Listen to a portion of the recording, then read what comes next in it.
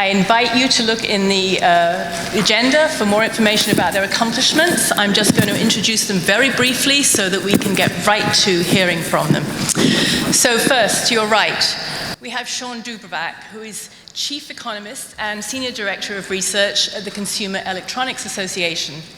Then we have Ashlin Quirk, who is General Counsel at SSI. Next to her is Dan Wellers, who is Strategy and Research Lead for Portfolio and Strategic Marketing at SAP. Next we have Cathy James, who is Consumer Insights Manager at Keurig Green Mountain. And then finally, next to me, we have Scott Stanchak, who is Managing Director of Mobile Marketing at the New York Times. You can hear what a tremendous diversity of perspective and experience we have on the panel. So let's get to it.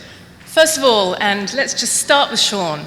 Why are we here today? Why are we talking about the Internet of Things today? Is there some kind of tipping point happening? And if there is, what's causing it? Yeah, I mean, definitely what we're seeing now is a bunch of components come together that have been in the works for decades. And we saw our first digital computer in 1943, but it wasn't until the 80s that digital computing, home computing became ubiquitous. IBM introduced the hard drive in '56, but it wasn't until the 90s when storage really became inexpensive and ubiquitous. Kind of think about the last time you had to empty your hard drive because it was full. We just don't do that anymore. And now today, one of the things that we see becoming ubiquitous is sensors. It was really 2006, 2007 when sensors became consumer-facing. Nokia launched a phone in '06, iPhone launched in '07, the Nintendo Wii launched in '06. That was really consumers' first experience with sensors, digitizing the physical space around us. So now all of those components have come together. One of the things that happens in tech when it gets cheap is we start to waste it. So image sensors are expensive, we only put one on your phone. When they start to become inexpensive, we put multiple sensors on your phone, right? And then it changes the use case scenario of these devices. By putting an image sensor on the front of your phone, it becomes, we introduce the world to selfies and other use case scenarios. We can argue whether that's a good thing or a bad thing, but it changes the use case scenario. So that's where we are today, deploying sensors widely, digitizing devices, connecting them to the internet. As late as 2000, only about 3% of households had home broadband. The bulk of people with home internet only 15 years ago were still using dial-up. Now the reverse is true. Only about 3% of people who have home internet are using dial-up. The bulk are on broadband. So all of these pieces have come together, and we're in this kind of massive period of experimentation where we're exploring what the use case scenario looks like when we digitize something, we connect it, we sensorize it. So, I think what you see today with things like the watch is a more fundamental question of, does the internet make sense on the wrist? And if it does make sense on the wrist, what's the use case scenario? Now, ultimately, that's what we're exploring. And so this period of experimentation that we're going through over the next, say, 36 months or 48 months is testing where these use case scenarios provide meaning. And wherever those use case scenarios provide meaning, data will exist. And so our question as researchers is, what do we do with that information? Ashlin, it's you. Well, to pick up on your point, as the use cases are constantly evolving, when you think about it from a consumer understanding and transparency perspective and from a regulatory review perspective, it's an emerging market, right? The FTC has just recently said they think it's too soon to legislate. They're hoping industries will self-regulate. But, is it going to be readily apparent to a consumer that their vacuum can text? And that's a real life example.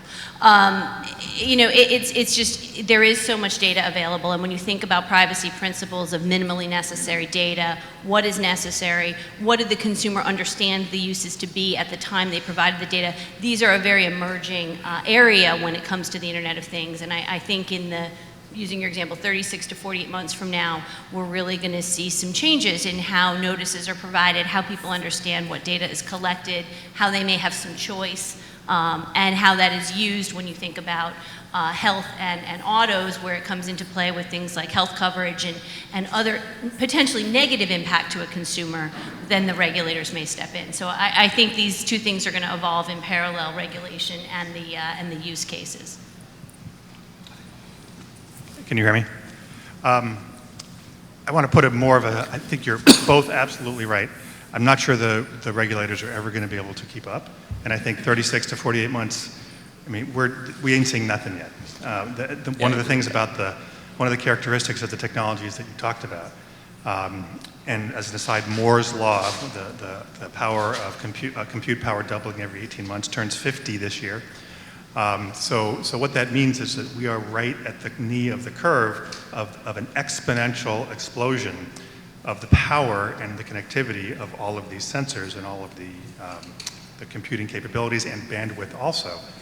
And human beings are not able to understand numbers that large or growth that fast. I mean, just something I like to ask in groups is, if I take 30 steps from this stage, it will take me, I don't know, I didn't count, but probably through that wall, maybe another halfway through. Those are 30 linear steps. If I take 30 exponential steps, meaning I double the distance each time, 1 meter, 2, 4, 8. After 30 exponential steps, I won't ask, but, well, maybe I will. How far do you think 30 exponential steps will take you? People I told this question to at lunch cannot answer, but how far? 30 exponential steps, or maybe the panel. New York, San Francisco. I'm guessing you'll be out beyond the moon somewhere. You will be around the Earth 26 times. 26 times. And most of that distance will have been covered in the last half of those steps. So we are at the knee of this curve. It is not slowing down. And if you think about sensor capabilities, yes, you can measure, you're going to be able to measure temperature, speed, acceleration, pressure, geospatial locations, heat, emotions. You think about 5 trillion sensors by 2020 embedded in everything. All this data, unstructured data, structured data, what are we going to do with it? So that's what's driving this tipping point or knee of the exponential curve. And we're just at the beginning. It's really exciting, but a little scary too. I've lived through this entire technical revolution, and it just amazes me how quickly it's gone and how far it has come. The bandwidth build out in particular, in addition to the things that Shawn talked about, we saw so much dark fiber late in the 90s that was not used right away. Then we ran into the last mile problem. Then people began to get their homes connected. DSL arrived, cable TV connecting to the internet, and now we're starting to see Wi-Fi and cellular coverage almost everywhere. That ubiquitous bandwidth, ubiquitous access is going to be the next critical piece that lets this happen now.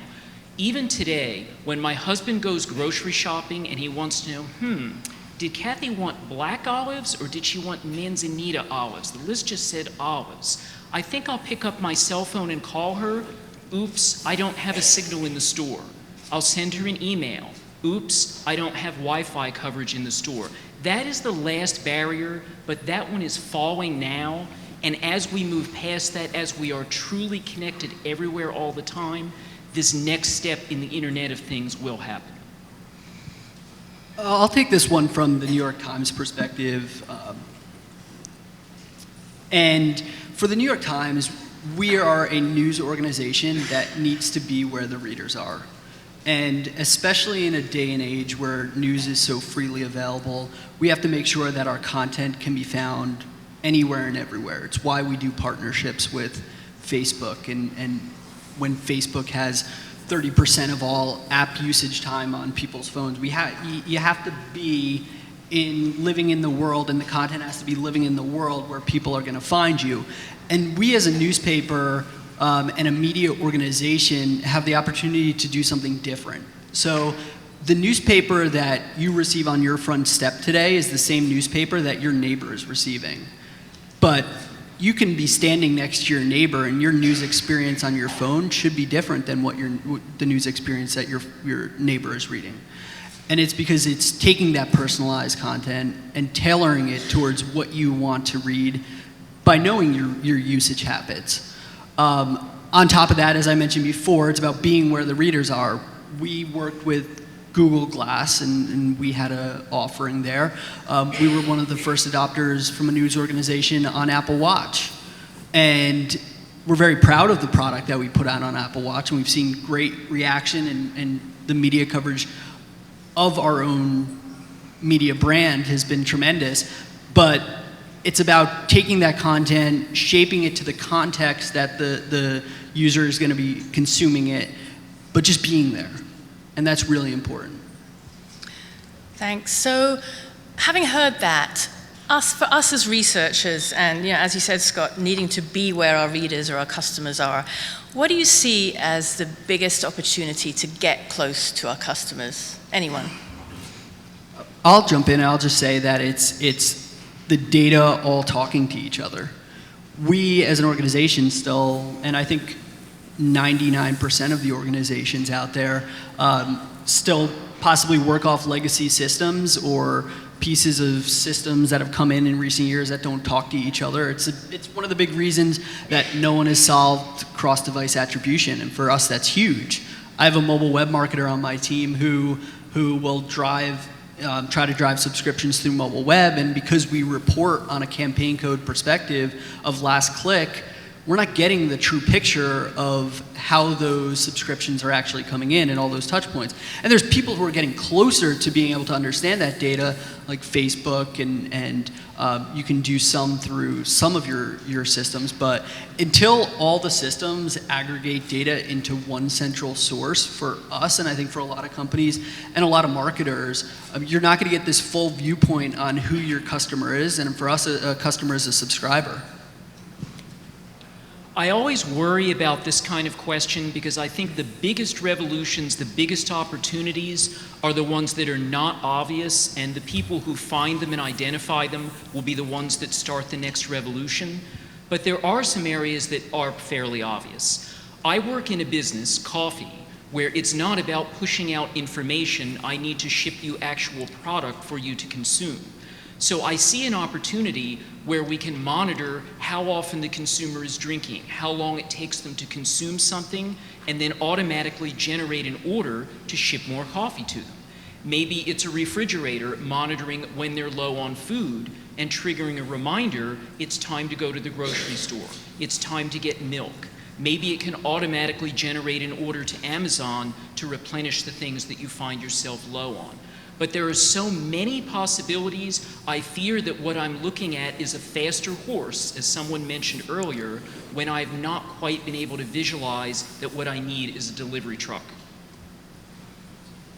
That is a great segue. It's as if we talked about it before. To what I want to add to that, there are opportunities and there are threats also. When you think about everything being able to be digitized and everything being able to be tracked, things that you couldn't have even imagined before. You have new business models being created, threatening existing ones left and right. I mean, the most obvious examples, they were talked a bit about today. So Airbnb will at the end of this year be the largest hotel chain measured by number of beds. They will have over 850,000 beds, and they own no hotels.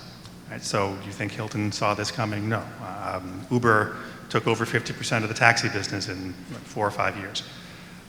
So the people that get there first, that see these completely new opportunities, will gain outsized returns. It will happen very quickly, and they will be very, very wealthy. The opposite will happen as well. Those that don't see it coming will die. I mean, look at Kodak. They look at Polaroid also. I mean, Polaroid actually saw digital technology coming. What they didn't understand, what they thought was that people would always want printed pictures because that was their business model. They couldn't see beyond that. They didn't understand how consumer behavior was changing. Different styles and methods of market research have shown them that, maybe. And that wouldn't be a tactical implementation of market research. It would be a strategic one. So that's a role kind of leaning toward maybe the next question where we all might be able to play going forward also. I think I'll just stop right there. To pick up on the market research point, I mean, certainly as a panel provider, SSI, wants to figure out where our place is in contacting the consumer has been our forte, right? And working with market research agencies to make sure you have that direct relationship. If the device has that direct relationship, do you get disenfranchised from the research? And so you have to figure out what these different data elements mean in the course of the research. If the coffee machine is telling you that the user actually is not drinking the coffee, but in their iHut responses, they're saying they are, which as a researcher are you going to rely on? And again, how do we make sense of that data, and how do we make sure that all the channels of data we have are talking to each other, I think is where our industry needs to be. I completely agree with you that this is coming, and it's coming big, to use your moon example, but how do we make sure that we're staying relevant and making sure that we're making sense of the data that we have access to? Because the data will be limitless, but how we analyze and use that data is where our strength is. So you need to think about the whole decision process completely fundamentally changing, right? Today we do a pretty good job of looking backwards and making recommendations to people. And Netflix is a great example where they take a lot of data and they provide recommendations. They use some basic demographics that they know about you, what you've watched, and then they look for correlations for what others like you have watched and what you may then like based upon things they've seen that you haven't yet seen. But when we start to connect other systems to that environment, the whole decision process completely changes. So if Netflix has access to the camera built into the bezel of my TV or the drop cam that I have in my room, then it can see how light it is, it can see how dark it is, it can see how many people are in the room, whether we're sitting up, whether we're lying down. If it has access to my Nest, then it knows how warm it is, how cold it is, what the temperature is outside. If it has access to my wearable, it might see how excited I am, how depressed I am. So all of a sudden it puts all those things together and it says, hey, we see it's dark, Shawn's alone, he's lying down, it's cold, he's depressed. Like, here's a Nicholas Sparks movie for you, Shawn. We know that you don't normally like Nicholas Sparks movies, but so the recommendations start to deviate from historical patterns, right? It starts to give me recommendations that have nothing to do with who I am, what I've watched, but they're based upon the environment. And the same thing could be true, in a different setting. The lights are on, the microphone in the drop cam picks up that there's lots of music playing, it sees lots of people dancing or moving around quickly. There's sensors on the beer keg, so it knows how much alcohol has been consumed. And all of a sudden, the recommendations you're getting are drastically different. And they also will deviate from historical patterns, presumably, unless you're in a frat house, and then they'll be very consistent, I guess.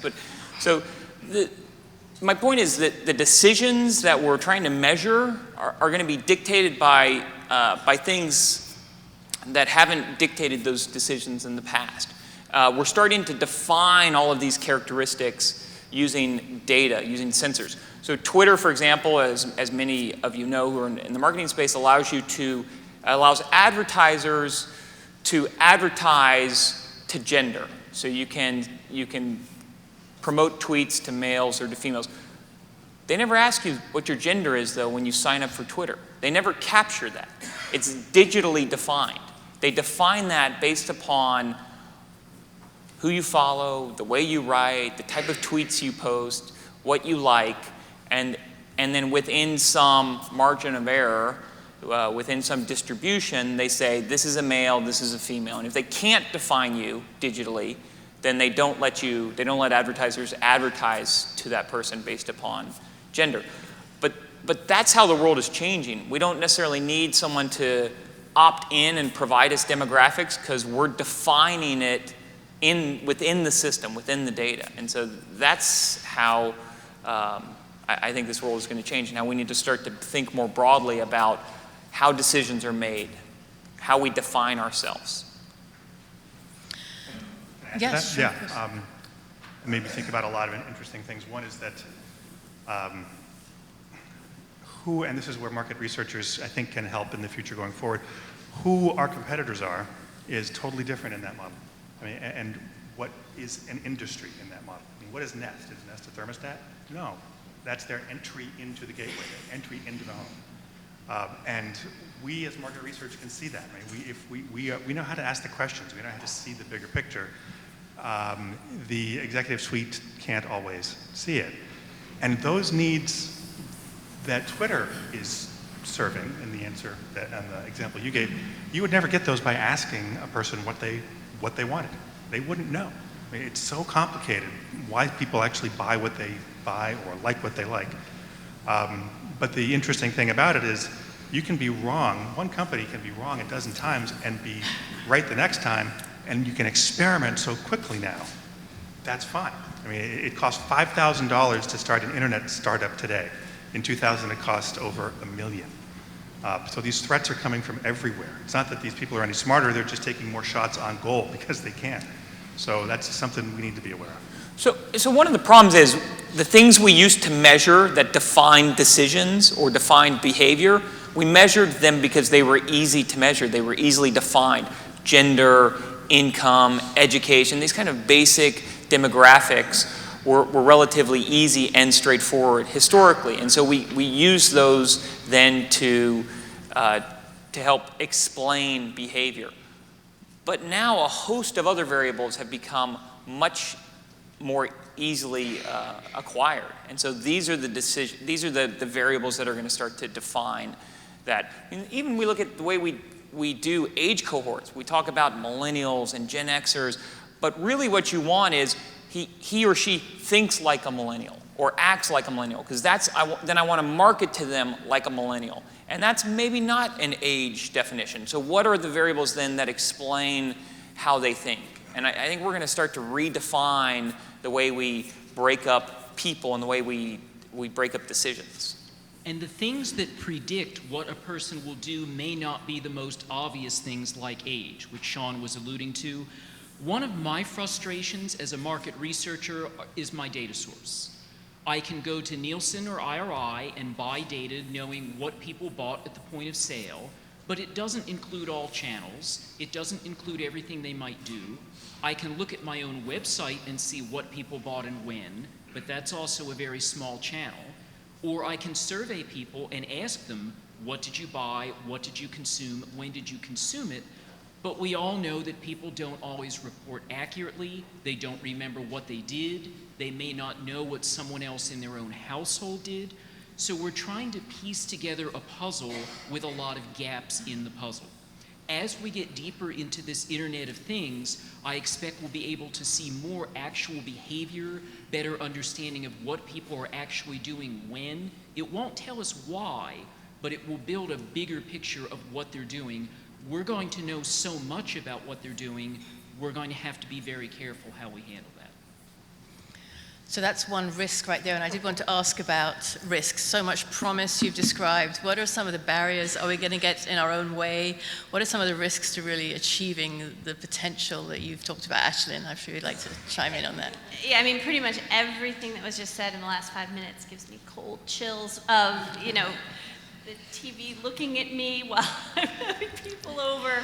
And I know it's coming, and I appreciate that. So again, I think that it already does, though. If you have an Xbox Connect, it's watching you. Like, this is not sci-fi. This is not the future. This is now. It watches you when the Xbox is on. So it's there already. So I think that consumer choice is going to play an interesting role here, and what features are available to be turned on and off. And if you turn something off, if you opt out of that data collection, do you lose a certain benefit? Is there a trade-off here for the consumer of, I want you to recommend the Nicholas Sparks movie when I'm very depressed, versus leave me alone, I'll figure out what I want Netflix. So I do think this is going to be a very interesting platform over the next 24 months as we see how people react to this increased value, and at what point does it hit the very legal term creepy. And I always think there is that outside edge where, no matter what you offer me, I do not want you to be able to see that I have one person over and we're lying down while I'm watching television. I mean, it just seems like it's getting very invasive. And I think that we just, as an industry, never met a data element we didn't like. And I think we sort of have to think about what is necessary to your particular project and what is necessary to get you the analysis you need. And it may not be that level of detail or granular data. I think it's interesting when you start to talk to people who are very privacy focused, and they don't want to create. No, not saying. Do you have a Facebook page? Not in my own name. No. Okay. So regardless, there's people who are like, oh, I don't sign up for accounts. I don't want them to have my contact information. And then the last question is, oh, do you have a Facebook account? And they're like, oh yeah, I'm on Facebook all the time. And that's my wife. And we'll be laying in bed and she's on Facebook for an hour.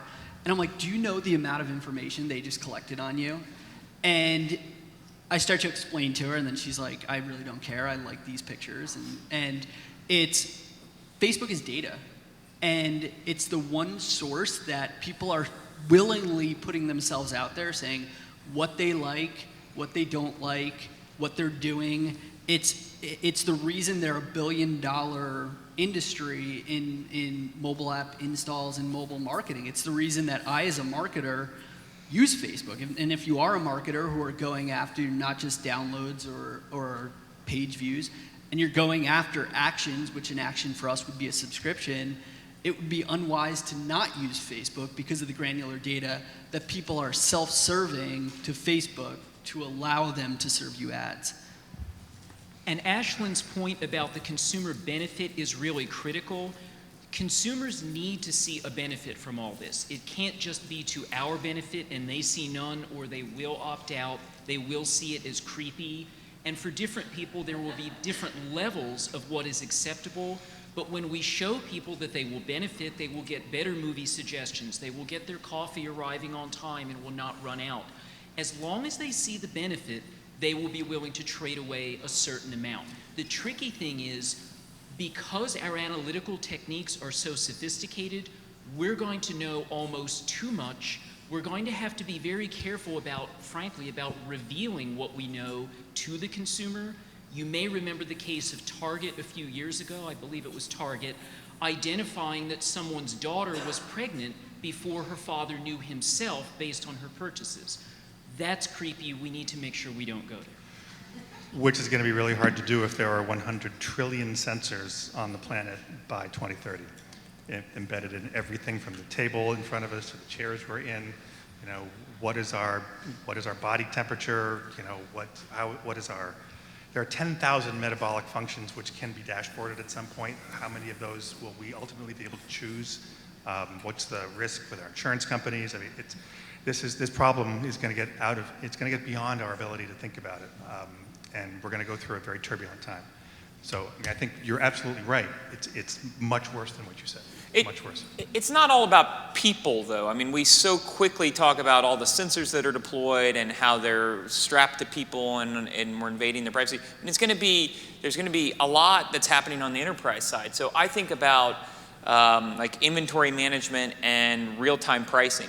Right? When you take all of the glass cases in a 7-Eleven and you make them transparent LCD screens, which are coming quickly, so all of a sudden now all those glass cases are computer monitors that you can look through, then you can start to put the prices there. And when you start to put the prices there and you digitize the prices, then you don't have to worry about menu costs. You can easily update pricing.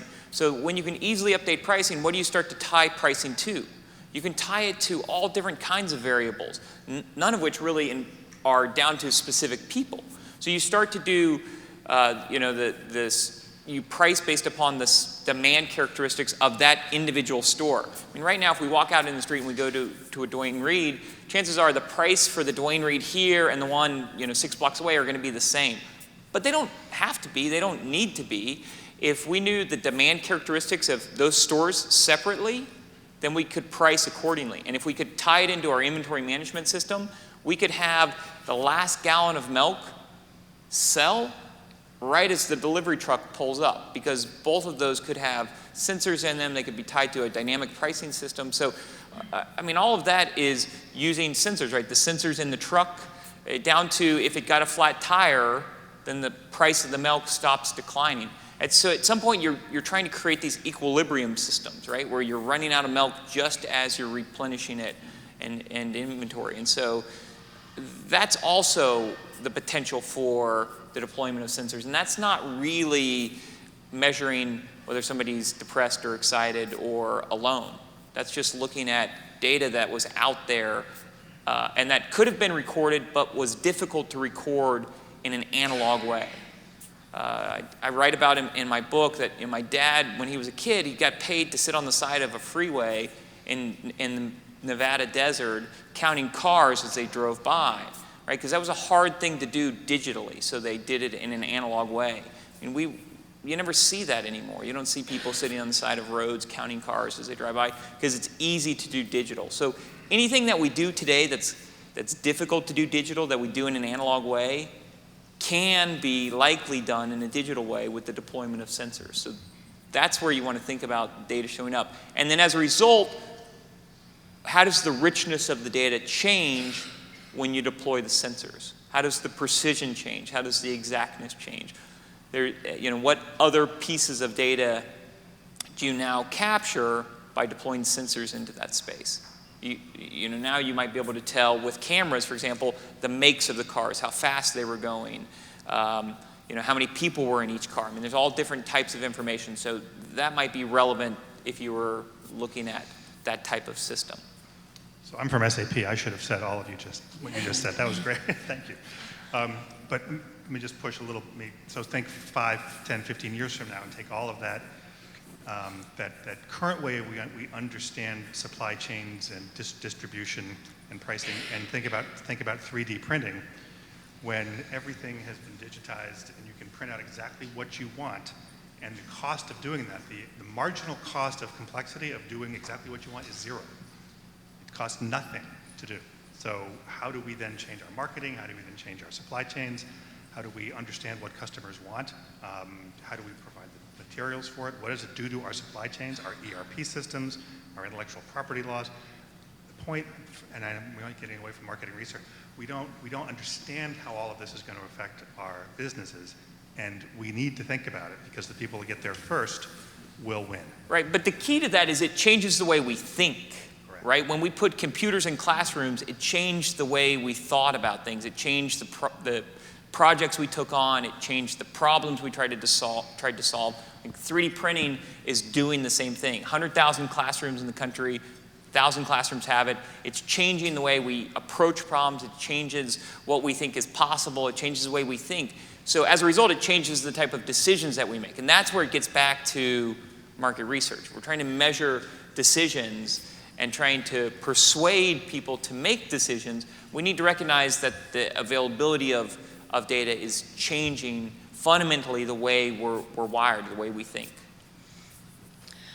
So we're going back from macro to micro, because it's the nature of this topic, because there's so many aspects to it and so broad. I just wanted to ask you on the last topic, do we think we will be successful in doing what you described, Cathy, convincing the consumers that it is a trade-off? Or do we fear a consumer backlash? Do we fear some kind of really tough legislation that's really going to make a lot of these great things grind to a halt? What do we think? The legislation will be driven by what consumers do and don't accept. If consumers find value in it, I'm not worried about legislation coming in.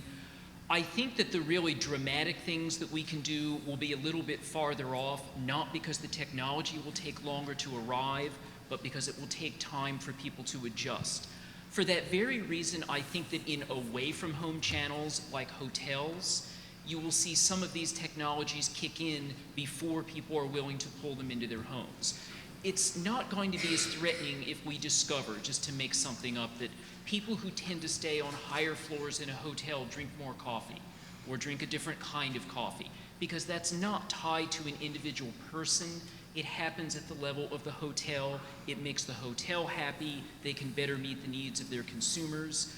It will take a little bit longer, in my personal opinion, before consumers are ready to be so monitored at the level of what happens in my home, what can be tied to what I, Cathy James, personally want to do. But it will come. Millennials are already more accepting of giving up some privacy than Gen X, and so on. I think that trend will continue. And I think that one potential risk to the industry, though, is, as everyone's been saying, there's going to be new players, given this new technology, given new opportunities. And new players don't always understand some of the legal framework. So when you're thinking about a self-regulatory organization, an industry, you don't want to be pulled to the bottom. You want everyone to come to the top so that you don't get scrutiny. So as I think about your Airbnb and Uber examples, both of whom violate the laws globally, yeah, they're big. I don't know if that's sustainable. I'm not their lawyer, but I do think there's going to be this constant struggle as new people come in.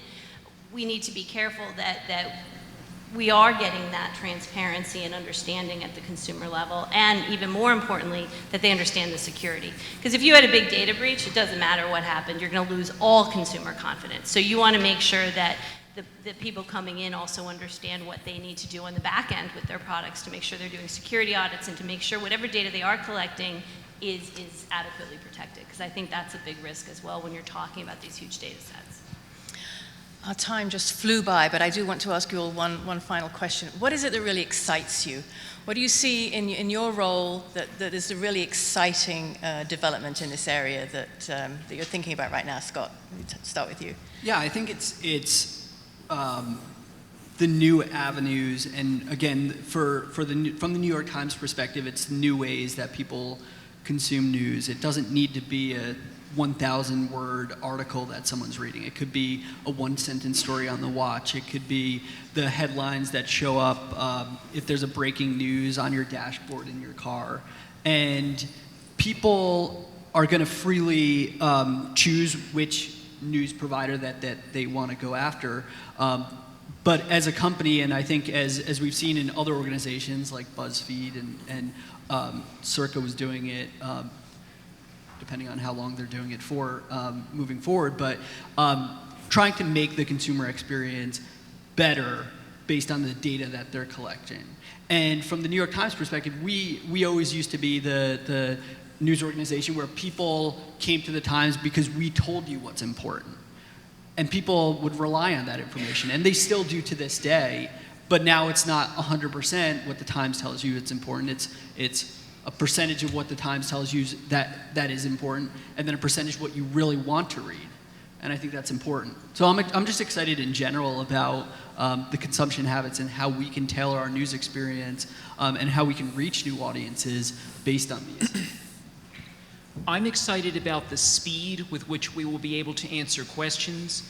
The speed of my business is already that I need an answer yesterday, not tomorrow. We don't have the time to do custom research, but if we have a very rich data set with a lot of consumer sample in it, if we have a lot of data collected, we can run an analysis on that very quickly and get the answer that we need. My business partners are going to absolutely love that. It cannot come soon enough that we can go forward quickly. It's really hard to pick one. I mean, I didn't even talk about like Bitcoin or self-driving cars or all these things which are going to completely change both society and business. But I'll summarize it all by something Ray Kurzweil, the futurist Ray Kurzweil, said probably a dozen years ago. And it was about the effect of this exponential function. And what he said was that progress, and I'll kind of paraphrase it as change because it's not always progress, change in this century will be equal to the amount of change over the past 200 centuries. So we can't predict, but it's going to be, we're in for a big ride. I guess I'm excited that privacy lawyers are highly employable in this particular era. The road to revolution will be paved with a lot of missteps from a regulatory standpoint, and I do think that just because regulators don't understand it, to your point earlier, they're not going to catch up, does not mean they won't throw their hats in the ring. And so sometimes that's an even bigger challenge, is educating the legislators of what is relevant and what is important and what are the keys. So I think that we're going to continue to see a lot of activity. So I think the fundamental basis of all of this is that when we digitize an environment, when we sensorize it, when we connect it, it fundamentally changes that environment. I already gave the example of the selfie. Driverless car is another great example. Look, when you digitize, sensorize, and connect the vehicle, and that's essentially what the original Google driverless car is, right? It's a Prius with a bunch of sensors strapped to it. It's connected, it's digitized. When you start to digitize the physical space around that vehicle, then it changes the experience fundamentally. It changes what you can do inside the car. And ultimately, you can customize it. So you don't need to sit forward anymore. You don't need to have a steering wheel between your legs anymore. You don't have to have seats anymore. I mean, you could essentially, and if it really fulfills the promise, you don't need seat belts, right? Because there aren't accidents. There aren't desks. I mean, you could start to put infinity pools in there. You could put a hot tub in there. You could put a desk in there. You could put a bed in there. You get to customize it completely, change it fundamentally from what we've known. So that's the great promise. As we start to digitize, sensorize, connect these environments, they fundamentally change from what we've known. So you look at Uber as a digital platform, or you look at Airbnb as a digital platform, and the thing they share in common is that they're essentially allowing us to take capital that was being underutilized and utilize it more efficiently, utilize it better. I mean, to me, I think the valuations we see on Uber is because that looks a lot like a driverless car system, right? You don't need to own a vehicle when you have a driverless car system, if you're just retrieving a car to take you from one place to the next. So everything that we kind of think and know can and will change when we start to digitize it, sensorize it, connect it. I've seen, I'll give just one example. I saw a baby monitoring system, right, that came with so essentially you had a baby monitor, and the traditional historical baby monitor is simply a microphone and a receiver, right, a speaker. So you're in a different room, you hear the baby cry. Well, this digitized the crying, and it sent it to 2 bracelets. One's pink, one's blue. The father wears one, the mother wears one, and you pre-establish an on-call time system. So if the baby cries at 11, it only vibrates the bracelet for whoever's on call during that time. Now, you still have to negotiate who's going to be on call when, and that will be a dance that everyone will have to go through. But when we start to digitize that environment, then it changes who's waking up with the baby and at what time. So everything is on the table when we start to digitize it, sensorize it, connect it. I'm inspired by a lot of what you've said, maybe not the Nicholas Sparks movie, but a lot of what the other information you've given us here. And I'm also really pleased as a researcher to hear you say that all this data won't necessarily tell us the why. So that's a good thing to leave us with. I'm really sorry we didn't have time for questions, but perhaps you might be able to catch some of our panelists afterwards. In the meantime, please join me in thanking the panel. Thank you.